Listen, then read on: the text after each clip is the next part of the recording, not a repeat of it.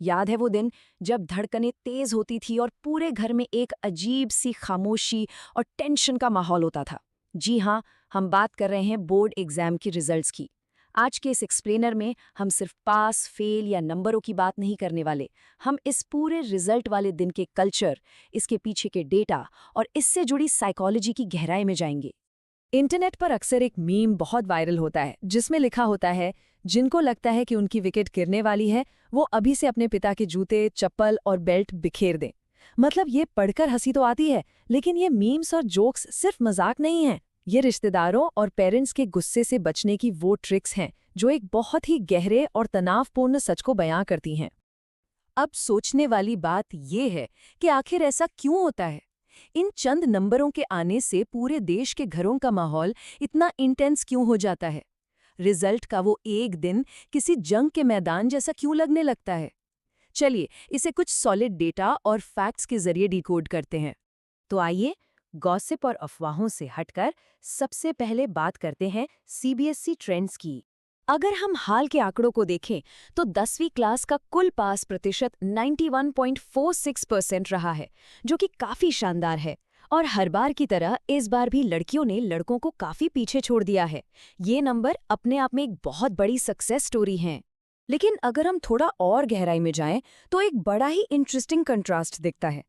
10वीं क्लास में जो टॉप स्कोरर्स हैं ना, मतलब 90 या 95% से ऊपर वाले, उनकी संख्या में असल में थोड़ी गिरावट आई है। वहीं दूसरी तरफ 12वीं क्लास में एकदम उल्टा हुआ। वहां टॉपर्स की गिनती में भारी उछाल देखा गया। ऐसा इसलिए हुआ क्योंकि रद्द हुए एग्जाम्स के लिए एक खास इवैल्यूएशन फॉर्मूला लगाया गया था।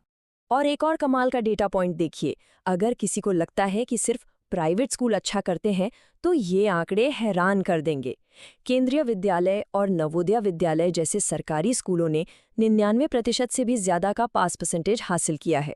सोचिए, नेशनल एवरेज सिर्फ 80.91% है और ये स्कूल उससे कहीं आगे खड़े हैं। अब रिजल्ट तो आ गया, लेकिन 10वीं के तुरंत बाद एक और बड़ी उलझन सामने आ खड़ी होती है, स्ट्रीम चुनने की उलझन। एक्सपर्ट्स बताते हैं कि यहाँ 3 मेन रास्ते हैं। अगर प्रॉब्लम सॉल्विंग में मजा आता है और मेहनत करने से पीछे नहीं हटते तो साइंस है। अगर फाइनेंस, नंबर्स और प्रैक्टिकल लर्निंग में दिमाग चलता है तो कॉमर्स बेस्ट है। और बात करें आर्ट्स की, जिसे अक्सर लोग अंडर एस्टिमेट करते हैं, वो आज के समय में क्रिटिकल थिंकिंग और कई शानदार मॉडर्न करियर ऑप्शंस के दरवाजे खोलता है। सच तो ये है कि आज की इस फ्लेक्सिबल दुनिया में हर एक स्ट्रीम में बेहतरीन स्कोप है। लेकिन यहाँ सबसे क्रूशियल पॉइंट क्या है, वो ये कि फैसला हमेशा स्टूडेंट की अपनी दिलचस्पी और काबिलियत पर होना चाहिए। समाज क्या कहेगा या दोस्तों ने क्या लिया है, इस डर से लिया गया फैसला बाद में भारी पड़ सकता है। नंबर अपनी जगह हैं, लेकिन असल में रुचि सबसे ज्यादा मायने रखती है।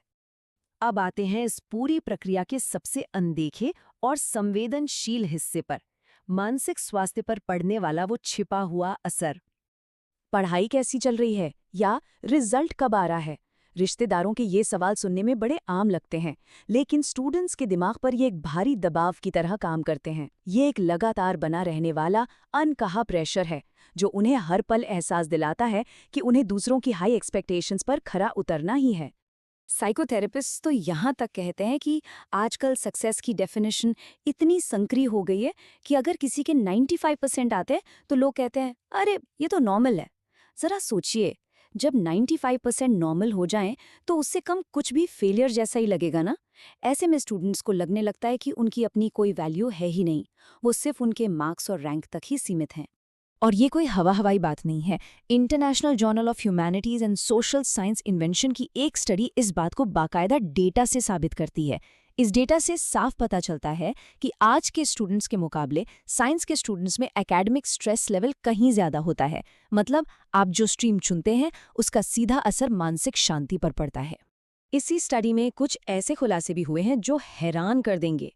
पता है, सबसे ज्यादा एकेडमिक स्ट्रेस किन्हें है? लड़कियों के मुकाबले लड़कों को, गांव के मुकाबले शहरों के स्टूडेंट्स को, सरकारी के बजाय प्राइवेट स्कूलों के बच्चों को, और यहाँ तक कि पढ़े लिखे माता पिता के बच्चों में स्ट्रेस लेवल ज्यादा पाया गया है। ये डेटा अपने आप में एक बहुत बड़ा सवालिया निशान है। तो अब सवाल उठता है कि आखिर किया क्या जाए।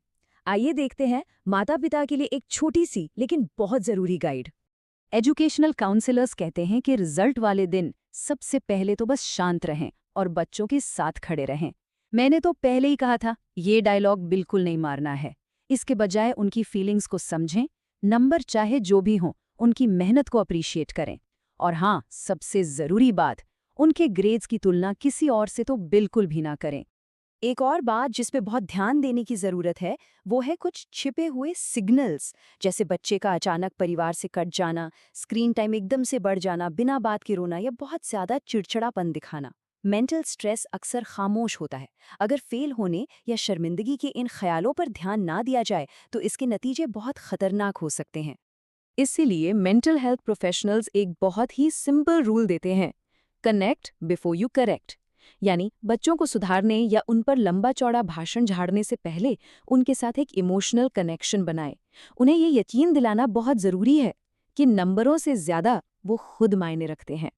इस एक्सप्लेनर को ख़त्म करते हुए एक बहुत ही गहरा सवाल हमारे सामने आता है: क्या हम सच में किसी स्टूडेंट की असली बुद्धि और काबिलियत को नाप रहे हैं, या फिर सिर्फ किसी एक दिन के उनके परफॉर्मेंस को? क्या हमारी सफलता के ये पैमाने सच में आने वाली जनरेशन का भला कर रहे हैं? ये एक ऐसा सवाल है जिस पर हम सबको मिलकर गहराई से विचार करना चाहिए।